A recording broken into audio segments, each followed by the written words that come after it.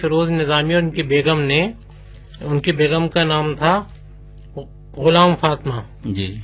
इन दोनों ने शौकत हुसैन रिजवी से और नूरजहां से कहा कि रफी साहब, एक नया रफी आया, एक नया लड़का, उसको गाने का मौका दो। यहाँ बदला वफा का बेवफाई के सिवा क्या है। ये मशहूर गाना है 1947 में आई सुपरहिट फिल्म जुगनू का, जिसमें दिलीप कुमार साहब और नूरजहां जी नजर आए थे। इस फिल्म को डायरेक्ट और प्रोड्यूस किया था नूरजहां जी के शौहर शौकत हुसैन रिजवी ने।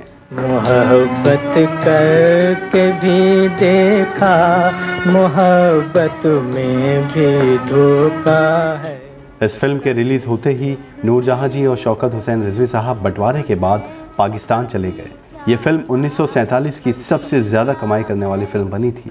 ये फिल्म हिंदुस्तान की दो अजीम शख्सियात और हिंदी सिनेमा के महान फनकार के लिए मील का पत्थर साबित हुई थी, और वो थे दिलीप कुमार साहब और मोहम्मद रफ़ी साहब। फिल्म जुगनू से ही दिलीप कुमार साहब और रफ़ी साहब को सबसे पहली बड़ी कामयाबी मिली, और इसके बाद न रफ़ी साहब ने और न दिलीप साहब ने पीछे मुड़कर कभी देखा। एक म्यूज़िक इंडस्ट्री का शहंशाह बना तो दूसरा अदाकारी की दुनिया का। लेकिन आप ये बात जानकर हैरान होंगे कि इसी फिल्म में रफ़ी साहब और दिलीप कुमार साहब को बहुत ही मुश्किल से मौका मिला था। यहाँ तक कि नूरजहां जी ने उस वक्त गायकी की दुनिया में कदम रख चुके नए लड़के रफ़ी साहब के साथ गाने के लिए साफ इनकार कर दिया था।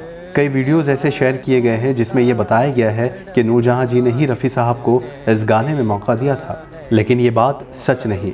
आइए हम आपको ऑल इंडिया रेडियो का वो इंटरव्यू सुनाते हैं जिसमें इरफान आज़मी साहब ने ये बताया था किस तरह से रफ़ी साहब को इस गाने में मौका मिला था।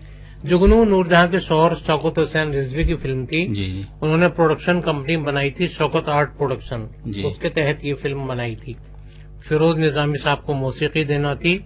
उसमें एक दो गाना था, यहाँ बदला वफा का बेवफाई के सिवा क्या है। जी। तो इन्होंने फिरोज निजामी और उनकी बेगम का नाम था गुलाम फातिमा जी। इन दोनों ने शौकत हुसैन रिजवी से और नूरजहां से कहा कि रफी साहब, एक नया रफी आया, एक नया लड़का, उसको गाने का मौका दो। जी। तो नूरजहां ने मना कर दिया। नूरजहां अनकंफर्ट महसूस कर रही थी एक नए गाने वाले के साथ। जी। लेकिन जब दोनों इन्होंने मियाँ बीवी ने इसरार किया तो शौकत हुसैन रिजवी साहब को बात मानना पड़ी जी। और उन्होंने रफी साहब के साथ नूरजहां का गाना रिकॉर्ड कराया था। जी। और फिर दुनिया ने देखा कि रफी साहब को असल मकबूलियत उसी गाने से मिली। जी बिल्कुल। वहीं से उनका जो है ना शोहरत शुरू हो गई थी। दूसरी तरफ ज्वार भाटा, प्रतिमा, मिलन की नाकामी के बाद दिलीप कुमार साहब के बारे में बहुत कुछ नेगेटिव लिखा जाने लगा। इसीलिए दिलीप साहब को कोई मौका देना नहीं चाहता था, और यही हुआ था फिल्म जुगनू के लिए। लेकिन एक शख्स इन दोनों की ज़िंदगी में ऐसा मसीहा बनकर साबित हुए जिन्होंने इनके लिए मिन्नतें की, और वो थे अपने वक्त के मशहूर म्यूज़िक कंपोज़र फिरोज़ निज़ामी साहब। रफ़ी साहब, लता जी, दिलीप साहब और बाकी सिंगर्स का फिरोज़ निज़ामी साहब के घर हमेशा आना जाना था। फिल्म जुगनू के लिए लीड एक्टर के लिए फिरोज़ निज़ामी और उनकी बीवी गुलाम फातिमा जी ने शौकत हुसैन रिजवी साहब से और उनकी बीवी नूरजहां जी से खूब सिफारिशें की, क्योंकि दिलीप कुमार साहब की नाकामी के चर्चे काफ़ी छप चुके थे। लेकिन बहुत इसरार करने के बाद आखिरकार दिलीप साहब को उन्होंने मौका दे ही दिया। इसी तरह से जब फिल्म के इस गाने की बात आई तब फिरोज़ निज़ामी साहब ने रफ़ी साहब को ड्यूएट मौका देने की बात शौकत हुसैन रिजवी साहब और नूरजहां जी से की, और रफ़ी साहब ने पूरी तरह से अपने फ़न का मुजाहरा इस तरह किया कि नूरजहां जी को भी मानना पड़ा कि वाकई इन्होंने बहुत खूब गाया है। आप यकीन नहीं करेंगे कि ये गाना फिल्म के रिलीज़ होने से पहले ही सुपरहिट हो चुका था। इसे अपना कहे कोई जो अपना था पराया है। इसके कई रिकॉर्ड्स बिक चुके थे, और उस दौर का ये सबसे बड़ा हिट साबित हुआ था, जिसने रफ़ी साहब का नाम घर घर पहुंचा दिया था।